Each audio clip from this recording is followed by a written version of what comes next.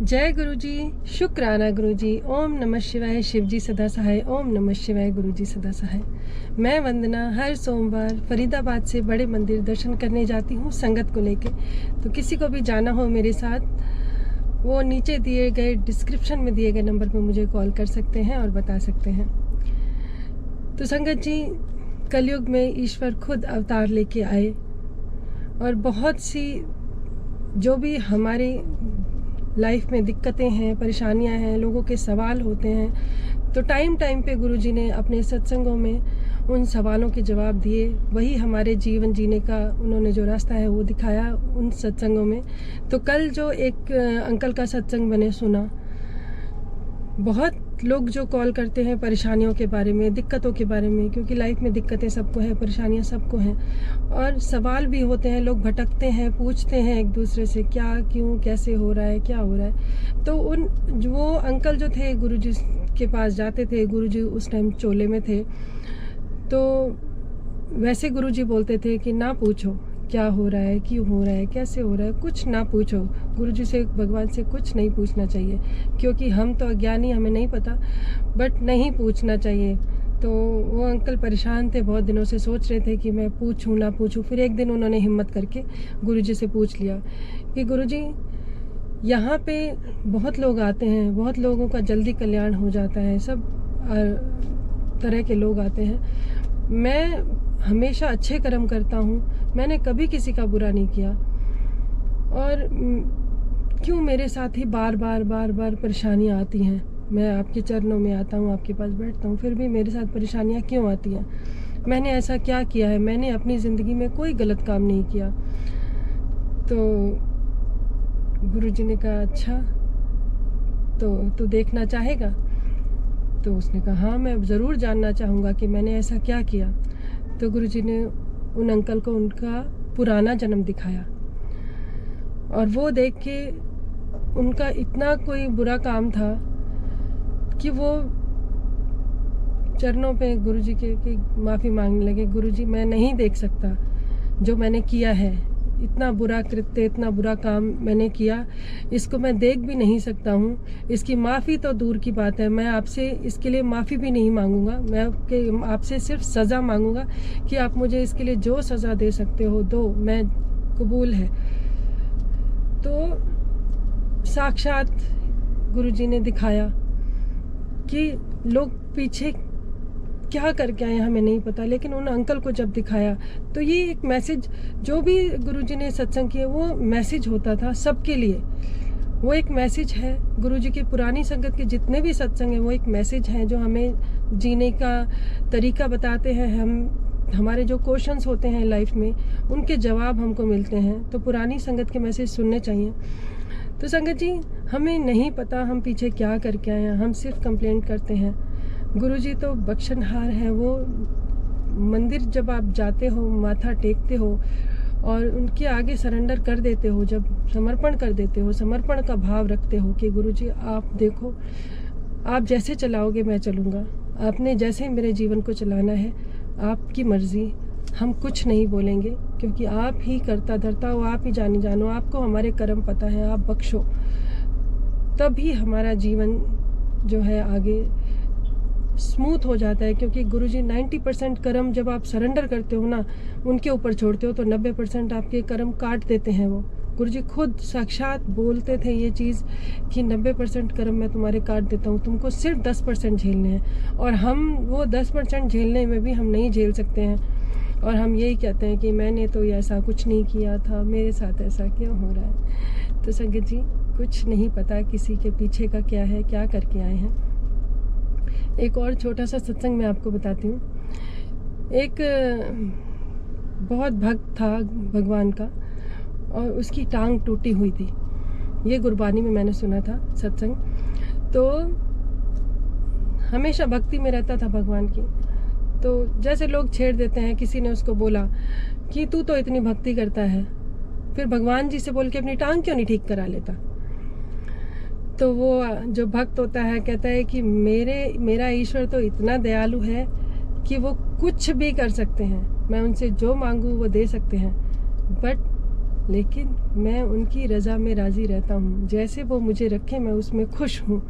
अगर वो चाहते हैं कि मैं टूटी टांग के साथ रहूँ तो मैं उसमें भी खुश हूँ।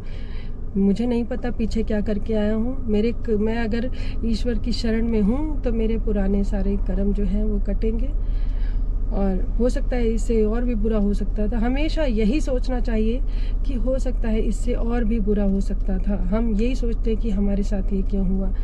तो ऊपर वाले का हमेशा थैंक यू करो। परेशानियों में उनसे माफ़ी मांगो कि जो परेशानियां कष्ट आ रहे हैं, प्रभु हमें माफ़ करो। तो वो इतने दयालु हैं, इतने दयावान हैं कि आपके जो कष्ट हैं उनको काट ही देते हैं। और अगर आपको लगता है कि वो कंटिन्यू चल रहा है, दुख आ रहे हैं, परेशानियां आ रही हैं, तो ज़रूर पुराना बहुत बड़ा कांड है जो करके आए हो, तो उसके लिए माफ़ी मांगो। और बस यही सोचो कि ईश्वर ने आपको अपनी शरण में लिया है। कष्ट अगर आ रहे हैं तो एक ना एक दिन वो ज़रूर ख़त्म होंगे, और उनका शुक्राना करो कि जो भी दिया है वो छोटा ही है। हमारा कष्ट हो सकता है इससे बड़ा हो सकता था। तो thank you Guruji, thank you आपका। आपने हमें इस लायक बनाया कि हम आपका शुक्राना कर सकें। हमारी ज़ुबान है जिससे हम शुक्राना कर सकते हैं, खा पी सकते हैं। दुनिया की इतनी जो नियामत आपने दी है उसको हम इंजॉय कर सकते हैं, और उस लाइफ को एंजॉय करते हुए आपका शुक्राना करना हम कभी नहीं भूलेंगे। परेशानियाँ आएंगी तो हम सॉरी बोलेंगे, और सॉरी बोलने से हमारे कर्म जल्दी कट जाएंगे।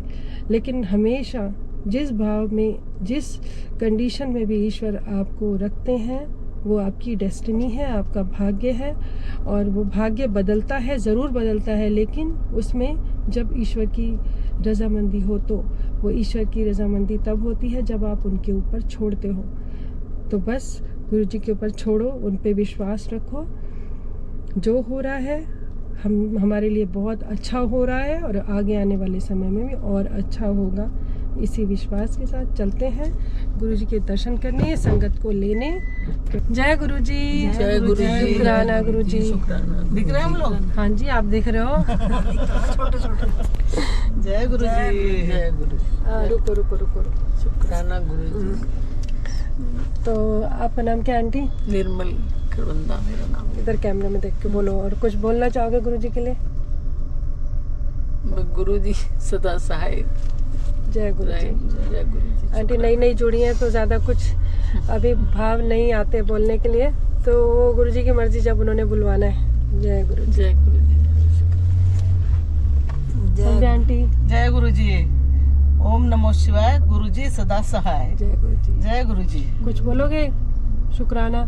जिस दिन आज्ञा मिलेगी उस दिन सब कुछ बोलेंगे। ठीक है, जय गुरु खुद जी। ही बुलवाते हैं। हाँ बस। जय गुरु जी। शुक्राना गुरु जी, आज तक इतना दिया उसके लिए, जो आगे देने वाले उन सब के लिए अभी से कोटि कोटि शुक्राना। शुक्राना गुरु जी। जय आंटी। गुरु जी। ओम नमः शिवाय। शिव जी सदा सहाय। ओम नमः शिवाय। गुरु जी सदा। जय गुरु जी। जय गुरु जी। शुक्राना गुरु जी। कुछ और बोलना चाहोगे? अभी नहीं। वंदना जी का बहुत बहुत शुक्रिया। नहीं, मेरा ना किया ना जी करो, ना, गुरु जी का गुरु जी शुक्राना ने किया आपको करो। आशीर्वाद दिया तभी तो अपना अमल लिया। बस गुरु जी ऐसे अपने ही से बस। जोड़ लें बस। बस। कभी साथ ना छोड़े। साथ ना छोड़ो। बस। चलो बस शुक्राना करते चलो। शुक्राना में ही शुक्राना, सारे हाँ। जीवन के सुख ही शुक्राना में है। शुक्राना में। बस हमारी दीदी को बहुत अच्छी अच्छी खुशियाँ दे। जय गुरु जी। शुक्राना। तो जय गुरु जी, चलते हैं मंदिर के दर्शन करने, और कराते हैं आपको भी मंदिर के दर्शन आज। और उसके बाद है समाधि दिवस आने वाला है गुरु जी का। इस 7 तारीख को से। हाँ, ये नहीं 31 मई को, 31 मई को। तो बताते हैं गुरु जी की ब्लेसिंग मिलेगी तो हम उस दिन भी दर्शन करने जाएंगे। तो जय गुरु जी। गुरु जी आज्ञा दे हमें ले जाने की। देखो गुरु जी ने किसको बुलाना है। तो मैं कह रही हूँ, गुरु जी आज्ञा दे। खुद भी कुछ नहीं पता होता हाँ। कौन जाने वाला है। ना, रात ना, का कोई कुछ बात और होता नहीं। है, हफ्ते पहले कुछ और होता है, रात को कुछ और होता है, लेकिन जब गाड़ी में जो लोग बैठते हैं वो कुछ और ही होते हैं। उनको तो बुलावा, वो कोई और ही होते हैं। वो गुरु जी की मर्जी से हो रही थी मैं जाऊं। जो भी जाता है ना, वो उनकी इच्छा से जाता है। जिसके भाव ज्यादा होते हैं ना, गुरु जी कंपेयर कर लेते हैं। जिसका ज्यादा मन कर रहा होता है ना, उसी को पकड़ के बुला लेते हैं। जिसका डामाडोल हो रहा होता है ना, नहीं हमें अभी काम है, यहाँ जाना है, तो गुरु जी कहते हैं तुम घर बैठो, फिर जिसको आना है उनको आने दो। तो जय गुरु सब जी। कुछ सही करें।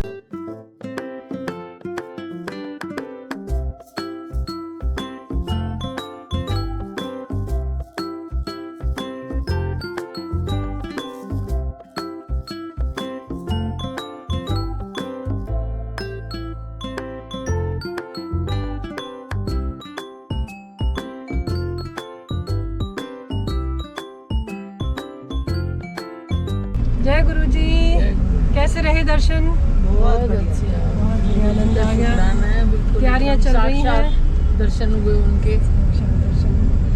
तैयारियां चल रही हैं 31 मई की समाधि दिवस की, हाँ जी। और मिलेंगे अगले ब्लॉग में शनिवार। समाधि दिवस पे।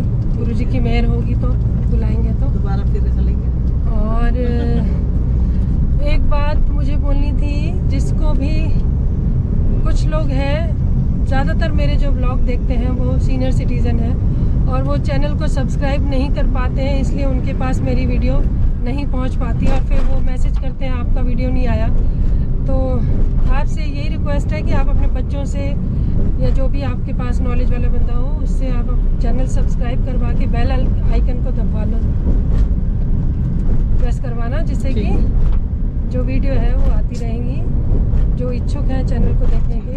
हाँ, बिल्कुल अच्छा लगता है। बाकी